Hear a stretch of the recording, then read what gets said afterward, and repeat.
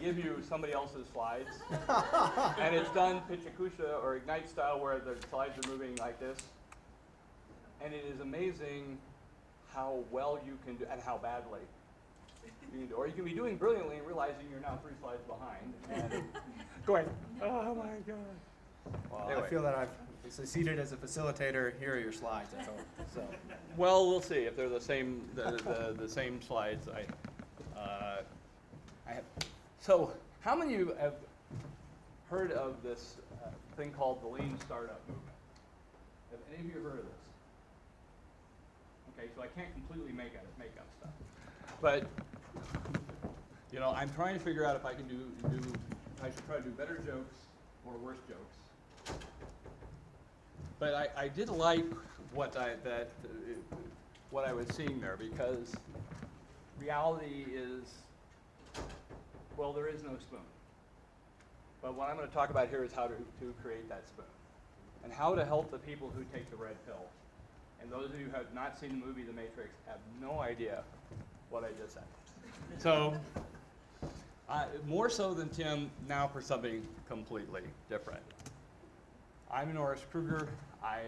My area of expertise is entrepreneurship. I do work in sustainable entrepreneurship. And this is a powerful tool that you can use to help people in your community, not just private entrepreneurs, but anybody who's trying to figure out how to take an idea and turn it into a genuine, viable opportunity. And lean doesn't necessarily mean cheap or inexpensive. It's really about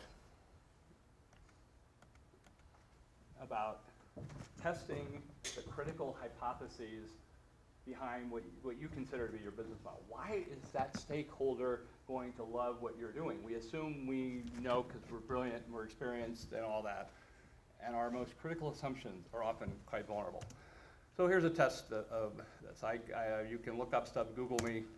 I'm not that, but I'm a total fanboy on not just lean startup, but sustainability.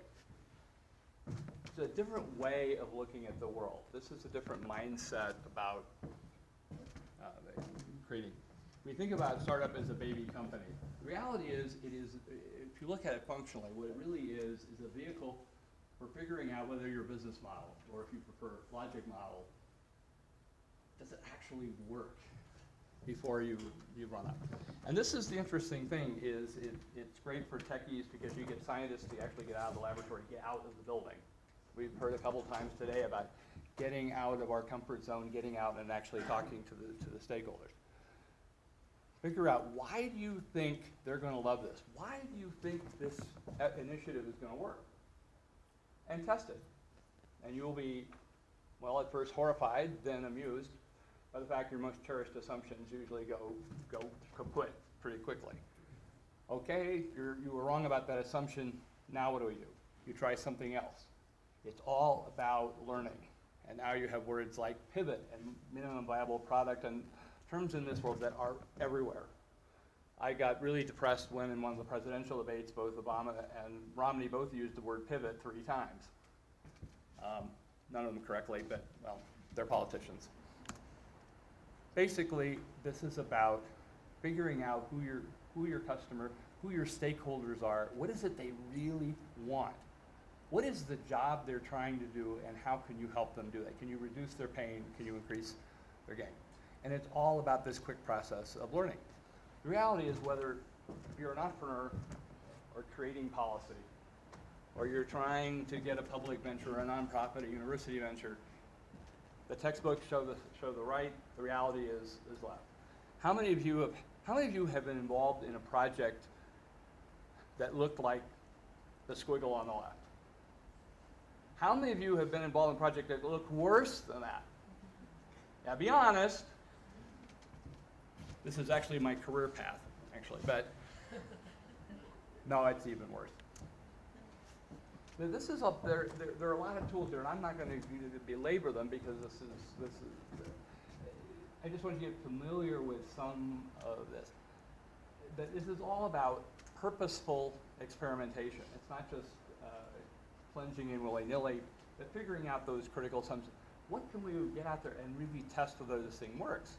as opposed to the usual bureaucratic mechanism is we have to get the story, get everything right the first time out of the gate and hope for the best. What is it do your stakeholders love? What do they hate? You would much rather have somebody, a client, one of your stakeholders tell you, I hate that, than to be lukewarm. You're really identifying what is important. You're really getting at their mental prototypes of what they're trying to do. And I know that it's tricky using the word business model. Anybody here really hate the term business model? You know, is it business in the sense of is not necessarily for profit, but are your outputs greater than your inputs, and how do you get there? I think that's important.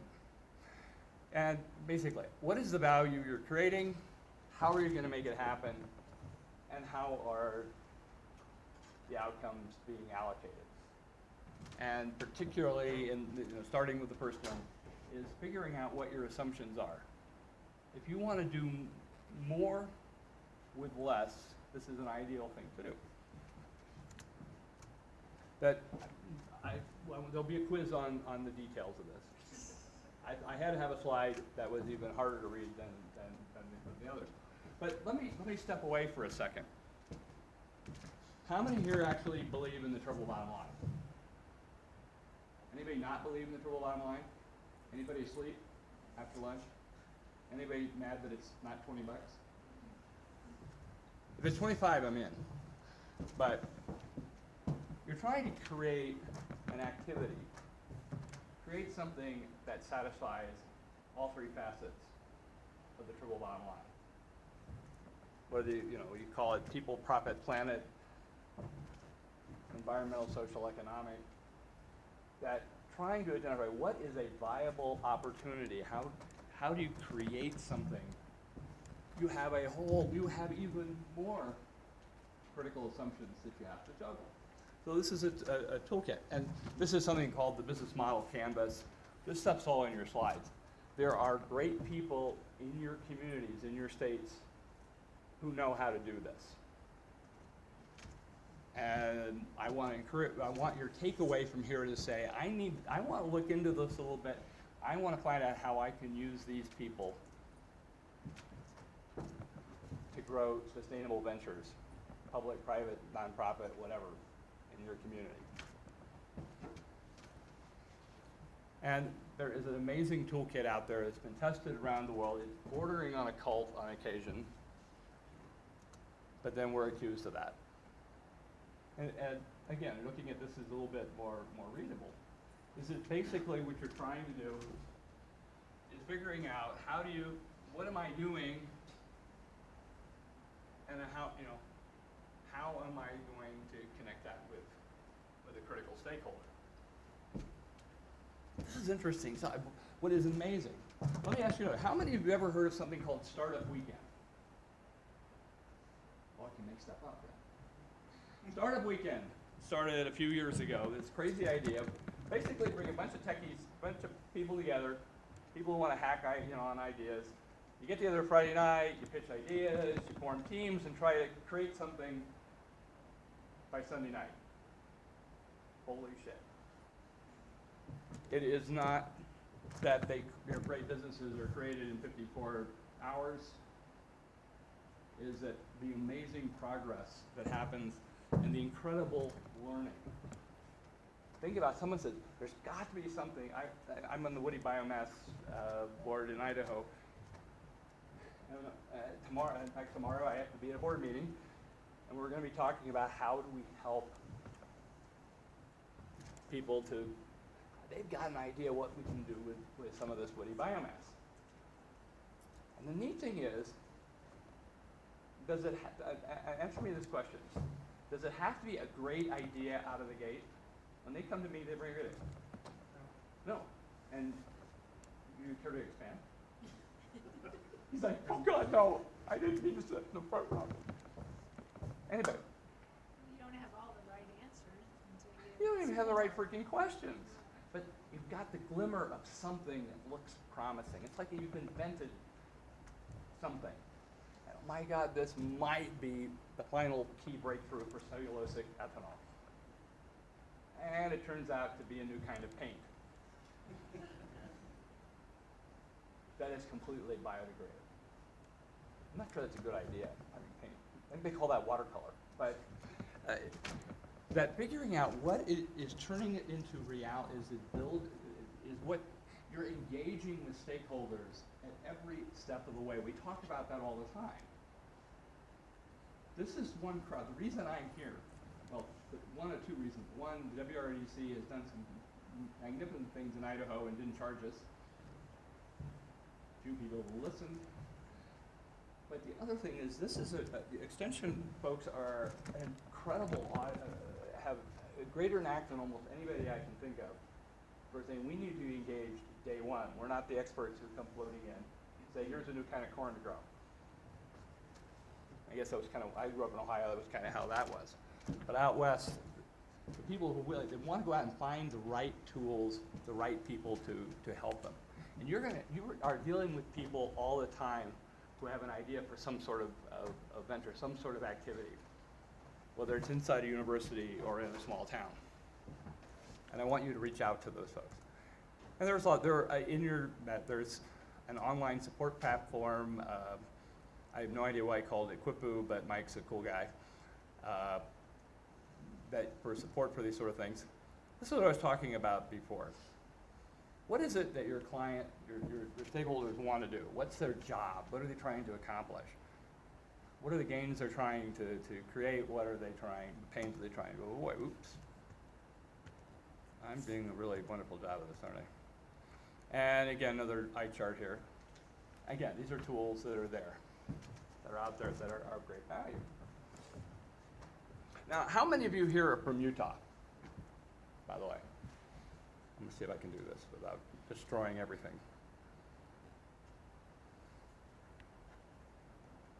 Oh. How many of you have heard of the University of Utah? I know they're evil bastards, but they're not a land-grant school. And that red is really weird. But this is a Department of Energy initiated project. There are 4 of these centers across the U.S. And for the sort of entire Rocky Mountain region, there's a team here. I'd like you is to make sure you take a look at this. These guys are hell-bent to promote sustainable entrepreneurship, not just energy tech. So that's their lead focus. They are helping to build an ecosystem, a supportive environment for sustainable entrepreneurial ventures of all kinds. They're great folks. If you're in Montana, there are people in Montana, there are people in Colorado. Who are here from Colorado? Anybody? One? Nobody? Anyway, Colorado State has an amazing program. University of California, Davis has an incredible program. Wherever you are, I'm happy to help connect you to wherever you are, whatever city or state you're in. My role here is to connect you with great folks like these folks. And that's enough advertising, they're not paying me. But, did I do it? You know, don't grow older, you need the glasses things are. Oops. Well, I only have one more slide, and that was a set of that's okay. Is a set of resources and places. Uh-oh. You can keep going, it's fine. Yeah, but it's flash drive.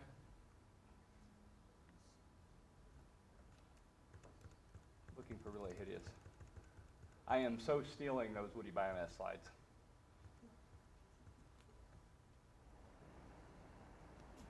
We're close. Yay. Somewhere in here. Is this you? Yeah.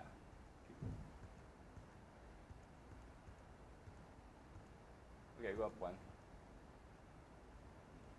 Yeah. Hey. Anyway, there's a lot of interesting stuff out there. I did not have Robert Bell's ECC on the slides, is why I showed you. But there are a lot of interesting folks there. How many of you are on Twitter? Are you tweeting this? I did tweet it, and I followed you. When we were talking, and I tweeted it. Excellent.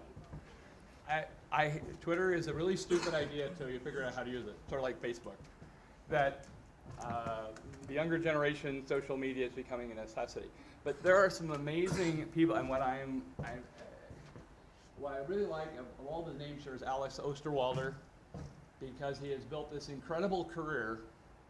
He's making serious money, having tons of fun, traveling the world, saving people tons of money, creating new businesses, all based on a PhD dissertation. Has there ever been a PhD dissertation that actually worked? Anyway, there's a lot of resources out there. So your takeaway here, do you have your sign? Am I at 1 minute yet? 3 minutes, 2 minutes. 2 minutes. Well, I'm going to get done early then. Your takeaway here is, 1, I want you to yell out this word. Lean. Lean. Louder. Louder. I. State your name. Raise your right hand.